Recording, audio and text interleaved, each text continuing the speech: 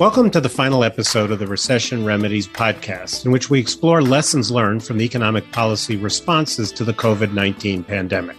I'm David Wessel. In previous episodes, we talked about specific elements of the response to the pandemic: the expansion of unemployment insurance, the stimulus checks, aid to homeowners and renters, and to businesses. Today, we sum up what we learned, and as best we can, we look ahead. My guests today are Wendy Edelberg of the Hamilton Project at Brookings and Louise Sheiner of the Hutchins Center at Brookings, who were my co-editors on the Recession Remedies book, which you can read for free at www.brookings.edu/recession remedies. So welcome, Wendy. Hi, great to be here. And welcome, Louise. Hi, nice to be here. So we're now about 2.5 years past the onset of the pandemic. The pandemic, of course, was met with an extraordinarily large fiscal and monetary response. Between 2020 and 2021, Congress okayed about $5 trillion in COVID-related spending, and the Federal Reserve cut short-term interest rates to zero and pushed long-term rates down by purchasing $5 trillion worth of long-term Treasury and mortgage-backed bonds. So I think it would be good to start with our bottom line. Did all this fiscal and monetary policy work, as hoped for, to cushion the economic blow from the pandemic? How would you answer that, Wendy? I would say it worked tremendously well. It is a great achievement that here we are after this really spectacularly huge economic shock, and the unemployment rate is a multi-decade low. Household balance sheets are quite strong. The stock market has had some gyrations, of course, lately, but house prices and equity wealth are in quite good shape relative to where they were at the depths of the recession. We are in extraordinarily strong economic shape, given what our economy went through. And Louise, do you agree? Yeah, I definitely agree. But there's some people who say we did too much, and that's why we have so much inflation now.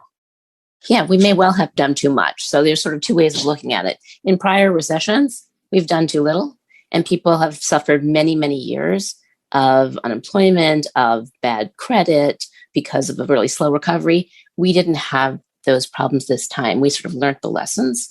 It's possible that we did too much, and we are now paying the consequences. And no policy is perfect. And clearly, on looking back, there are things that you would do differently. But if you think about it in the whole, how did we do? We got to a very strong economy, and now we have to figure out how to deal with the inflation. Right. So we're not in a recession now, at least doesn't look like it. Are there things that the federal government, Congress, and the administration should be doing now before the next recession hits? Things that we learned during the pandemic that we weren't quite prepared for? I think the biggest lesson we learned has to do with unemployment insurance. So we had a major, major expansion of unemployment insurance during the pandemic. And it was done in a way that was probably not optimal, which is that we raised benefits by $600 at first and then $300 later for everyone. And we did it that way because that's all we could do quickly. But I think what we learned from the experience during the pandemic is something that we sort of knew, but we learned even more, which is that our unemployment insurance system, without the actions taken during the pandemic, is wholly inadequate. But that by really boosting unemployment insurance, what you can do is target people who've lost their jobs and protect them, their futures, their kids, from the biggest problems of recessions, which is that it really hurts people who lose their jobs. And it's something that we should be making part of our standard response. And to do that, we need to be getting ready for that now. We need to be changing our unemployment insurance system so that it is, one, providing greater benefits in all times, and two, flexible enough so that we may be able to increase benefits or increase eligibility during economic downturns.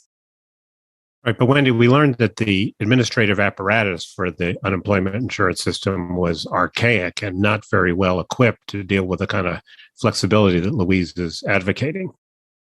No, that's absolutely right. And I want to key off of a really important word that Louise used, which is targeting. We need to do a lot more right now to improve our social insurance system to better target. If we can put in administrative fixes that are well understood that are necessary into the UI system, we will be able to much better target the people who are financially hurt in the midst of a recession and make sure that they remain resilient until the economy is back on its feet. What we learned is that if we do that effectively, we can really broadly help the economy so that we have to do much less for the business sector, for the housing sector, for state and local governments. Job number one is improving the UI system wholesale in order to be able to target the people who are hit first and hardest in the midst of a recession. And let me just add one lesson, since we're talking about unemployment insurance that we haven't mentioned yet, which is the other thing that we learned through this experience of very generous UI benefits that were generous during the times when the economy was shut down and generous in the times when there was a huge amount of labor demand and the economy was really opening up. The thing that economists always worry about unemployment insurance is that it will make people not look for a job. And there was some evidence of that, but the effect was a lot smaller than what people would have predicted. And so this idea that you can't have generous UI because it will sort of impede your recovery is not really very true. We can have a much more generous UI system than we have now and actually help the recovery as opposed to hurting it. So, Wendy, the Hamilton Project in the past has written quite a bit about what economists call automatic stabilizers, things that take effect when the economy turns down that don't require congressional action. Might be more aid to state and local governments. It might be an expansion of unemployment insurance benefits in a recession. Do you still think that's a good idea? And how would your advice about expanding automatic stabilizers change as a result of what we learned during the expansion, if it would? Oh, that is a really good question. So, not to be too redundant with what we've already been talking about, but expanding the unemployment insurance system so that it turns on and becomes more generous automatically in the midst of a recession if people lose their jobs is tremendously helpful. It means that we have much more certainty now when we're not in a recession that policy will be there to do the right thing if we're in the midst of a downturn. The same is true for, let's talk about aid to state and local governments. So we had to do a lot of guessing in this past episode as to what would happen to the budgets of state and local governments. So we had to do a lot of guessing where we guessed wrong, and more aid went to state and local governments than was necessary if the goal was simply to make them whole. So that was one error that we made because of the guessing. But then on the flip side, state and local governments for big parts of the crisis had too little certainty about what kind of aid was going to be coming their way and how sustained it would be. And that really upended the decision-making that they could do and led to worse decisions by state and local government policymakers about what they should be closing, who they should be laying off, when they knew they would have the resources to reopen. So there too, if you put in place effective automatic stabilizers now, then it creates a lot more certainty for policymakers to know that they will have the resources that they need in the midst of a downturn. So, Louise, you spent a lot of time thinking about state and local governments. Do you think we should expand the automatic aid that goes to state and local governments?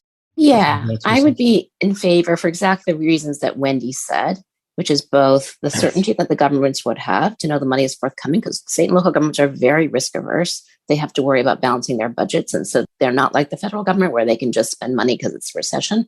And so giving them certainty would really, really help them be able to plan and prevent some of the layoffs that we typically see during recessions. And so one method that's been proposed to do that would be to have some automatic change in the federal share of Medicaid. That the federal government already pays part of Medicaid, pays a fraction, then that fraction depends on the state. So it would be quite easy to have that lever to switch based on like a state unemployment rate, for example. And I just want to go back to the unemployment insurance as an automatic stabilizer. I think it's important to remember automatic stabilizers don't have to be just things that trigger on or off. So if we had a more generous unemployment insurance system at all times, right, so that the replacement rates were higher, so that you would get a larger share of your lost wages in unemployment insurance, that would in itself be a better automatic stabilizer, because it would mean when unemployment rate was high, then the kick-in of unemployment insurance would be bigger. So you can think of it in two ways. One, you could just have a bigger UI system at all times. And two, you might want to think of an extra boost to UI during downturns. So I think both components are important to think about. So, of course, the advantage of unemployment insurance is that it goes to people who lose their jobs. So it's targeted. Under what circumstances would you, Wendy, we'll start with you, recommend that Congress send another round of stimulus checks as they did during the COVID recession? So stimulus checks, just by their nature, are untargeted. To be sure, you can set income cutoffs or income phase outs so that you're sending out checks to people lower on the income scale who you think are probably more financially vulnerable. But by their nature, you are sending out checks to people who are not necessarily the hardest hit. It makes sense to send out checks under, in my mind, two circumstances. One, when your primary goal is to actually stimulate aggregate demand. You're not overly concerned about making sure that you're getting money to people who have been temporarily affected by the recession. You want to make sure that you're getting money to people who will turn around and spend it. And that is a worthy goal in the midst of certain kinds of recessions that are created by a lack of aggregate demand. And you think that that's what's necessary to get the economy on better track. The other time that checks can be useful is if we're having a hard time figuring out or otherwise getting the money to the people who are most negatively affected in the moment. And that was certainly the case in the past episode. We had shockingly bad data on who was being most affected. And so, for example, lots of people have bad labor market outcomes in the midst of a recession, but not because they get fired or laid off, but because their hours get cut, for example. And unemployment insurance, at least our current version of the unemployment insurance system, doesn't do a very good job of getting help to those people. So checks help. People who take a huge financial hit and weren't employed before the recession, aren't unemployed during the recession. They're simply out of the labor market. We had a very hard time in the last 2 years identifying who those people were. And if we could identify them, we had a very hard time standing up programs in the midst of the downturn to get them relief. And so checks were very effective. We can do more right now to improve our data infrastructure and improve our policy infrastructure so that we don't need to rely so much on checks. Louise, did you want to talk about the checks? Yeah, I wanted to talk about one thing that Wendy didn't mention, which is that something we've already talked about, which is one thing the checks did at the beginning of the pandemic was the state unemployment agencies had a really difficult time getting unemployment insurance out for so many people. And so people had to wait a really long time for their UI. And so the checks were much quicker. And so it was a way of tiding people over, even the ones who would ultimately get very generous UI. It was a way of tiding them over. So then again, if we fix the administrative system and we invest in that, that would mean you're going to want to do a bit less in terms of things like checks. Right. It was pretty amazing how quickly the government could get checks or actually electronic bank deposits to millions of people. Exactly. Which has made this recession quite different from past recessions when that technology wasn't available. I want to pick up on something Wendy said about data. Now, economists always want more data. That's a given. But one thing that runs through several of the chapters of Recession Remedies is that policymakers didn't have enough information to make wise decisions. So I'm wondering, maybe Louise, you can start. What specific kinds of data do you think policymakers need more of before we run this game again? Well, I mean, I'm going to focus on something a little different than the real-time data, because that is a hard challenge that we can talk about to sort of set up new data during a pandemic. But we don't even know now, looking back, who was hurt and was helped by the checks, but not UI. We have really not very good data on things like who got SNAP, who got UI. We have surveys where people self-report. And if you look at what share of the people sort of report that they got it, it's way different than administrative records. So we really need to combine administrative data with some of our surveys, like the current population survey, so that we can actually get much better data so that we could look back and say, okay, well, how well did the checks do? How well did the SNAP do? Who fell through the cracks? We don't even have the data looking back on doing that. Wendy? I totally agree with what Louise is talking about. A lack of information we even have now, looking back at what the world looked like in 2020, is really quite depressing. Another area where things are particularly depressing is how little we know about renters. Even if we ask what the world looked like before the pandemic, we basically don't know what share of renters are delinquent or behind on their rent or at risk of being evicted in any given month, even in history, let alone then how that changed over the course of the pandemic.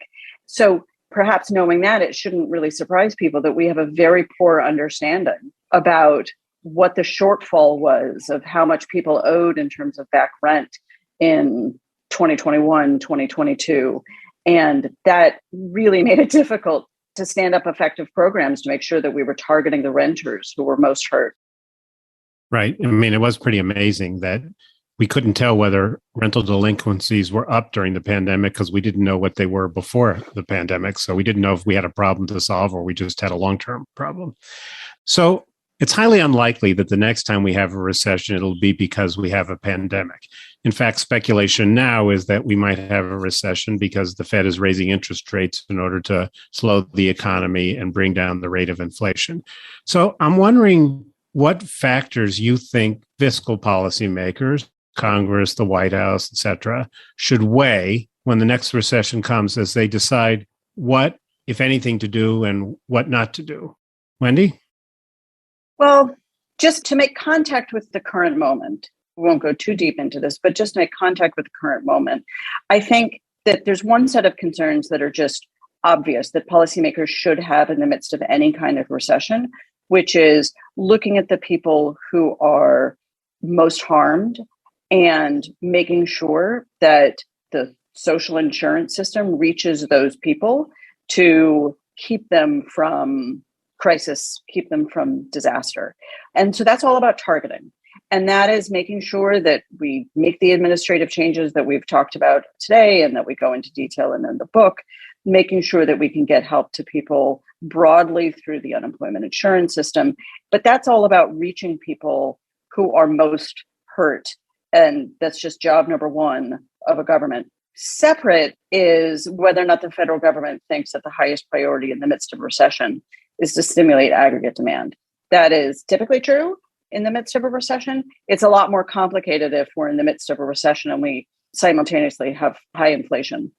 And so I will leave that aside as a more complicated issue for policymakers. But job number one is making sure that people are not in crisis in the midst of a recession. But I think what I had in mind is you pretty much said it, like no matter what the cause of a recession, there are people in a society who are very vulnerable, the people who lose their jobs or whatever. And it doesn't really matter what the cause is. We want to take care of them. It's a separate question whether we want to stimulate aggregate demand. And if we're in a recession that's caused because the economy is overheating, that might not be a priority. And then I think there's a third thing. I'm interested in what you think about this. It wasn't something that you particularly wrote about, but it was in the business chapter where the authors said, look, it turns out that the banking system was pretty strong, had a lot of capital, and was willing to keep lending. So we didn't have to worry so much about big companies borrowing. But that's a diagnosis that you have to make. If the banking system is weak, as it was in 2007 and 8, then the government might have to do more on subsidizing business lending. So that it seems to me it really does depend on what your diagnosis of the problem is, and that implies what your solutions are. Louise, I don't know if you want to add anything to this. So I want to add a couple things that may not really affect the recession we may be going into now, which is really so different, right? It's like coming from the Fed only. But I think what I'm really worried about is that policymakers will learn the wrong lessons from the pandemic recession. And I think they could learn the wrong lessons in two ways. One, as we just talked about, sort of the nature of the recession really does matter. And the pandemic recession had more in common with a natural disaster than do most recessions, which was not sort of understood at the beginning, at least not widely understood, in the sense that the unemployment rate shot up in the spring of 2020. And usually when that happens, it takes a very long time for the unemployment rate to come down. But that didn't happen. To some extent, that was because of the fiscal package. But I think even more importantly, it was because we shut down the economy and then we figured out how to reopen, or at least partially reopen. And so all the things that people were worried about, government's not having enough money, people not being able to pay their mortgages, all the things that everybody was worried about didn't come to pass. And I don't want policymakers to then get the lesson like, oh, we don't need to worry about stuff because like the last time we spent all this money and it wasn't necessary. this was very different kind of recession. The lessons that we learned from the Great Recession about having to stimulate the economy, I think shouldn't be forgotten, because maybe we did a bit too much. And maybe we did a bit too much considering the nature of the recession. And the second piece, I think Wendy has kind of already mentioned too, is that you can look at state and local, for example, you can look at piece by piece of the economy and say, oh, guess what? They didn't need help. And forget that part of that was because of the other components of the fiscal package. So if we do a whole bunch of UI, yeah, maybe some of the other sectors of the economy don't do so much help. But if we don't do the UI, then they might. So you have to be really careful when you're looking back and learning the lessons to take in the entirety of the fiscal response and the nature of the recession. Yeah, I agree with that. I mean, I think that the consensus that fiscal policy was too tight-fisted in the years following the Great Recession meant that there was more willingness, maybe even more eagerness to spend a lot during the pandemic. And I worry that they'll make the same mistake in reverse the next time, which is basically exactly what you're saying. So, Wendy, any last thoughts? Is there anything in the project that surprised you or you think it's important that people take away from it that we haven't hit on already? Let's see. I mean, we've hit on this point, but I just do want to reiterate it, that the thing that most surprised me was the areas where we knew so little. It was distressing to me how for such a advanced modern data system that we have, the big blind spots that we have, that surprised me and distressed me. Yeah, that's a good point. But I do think I want to end on what we said at the beginning, that this was a huge success that many of us, and I would include myself in this, thought when the pandemic hit and we saw unemployment rates soar in the first couple of weeks of the pandemic, that we were in for a really, really long haul. Now, of course, there are still some people who are still suffering from the after effects of the pandemic economically, but by and large, the recovery was quicker and stronger than I anticipated, and indeed than in other parts of the world that also got hit by the virus. And so I think that the bottom line that we started with is still the right one, that we did a great job. It wasn't perfect. There's some things we would do differently if we had to do over again. But by and large, it was and should be seen as a huge success. How much of a success depends on how hard it is to bring down the inflation that was in part caused by the size of the fiscal stimulus, I think. But with that, I want to thank Wendy and Louise both for this conversation and for all the work they put into the book, Recession Remedies, which I think will be a very valuable resource for policymakers as we go forward. We learned a lot during the pandemic, and some things we need to remember and some things we need to recognize are pandemic unique. But in any event, the work was incredibly valuable, and it really wouldn't have been possible without the hard work you did. So I recommend and you as well, David. Thank you. Cheers to us. Cheers to us. And, cheers to us. And the book is available for free at www.brookings.edu/recession remedies. So with that, thank you both. Thank you. Thank you.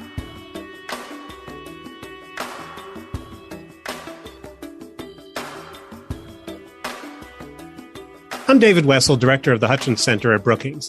Recession Remedies is a joint project of the Hutchins Center and the Hamilton Project at Brookings and is a production of the Brookings Podcast Network. Learn more about our other podcasts at brookings.edu/podcasts and follow us on Twitter at Policy Podcast. You can send feedback to us at podcasts@brookings.edu. My thanks to the team that makes this podcast possible, including Fred Dews, producer, Gaston Rabaredo, audio engineer, with support from Esty Griffiths, Marie Wilkin, and Caitlin Rowley of the Hamilton Project. The show's artwork was designed by Ann Fogarty, and promotional support comes from our colleagues in the Brookings Communications Department and from the Hamilton Project and Hutchins Center staff.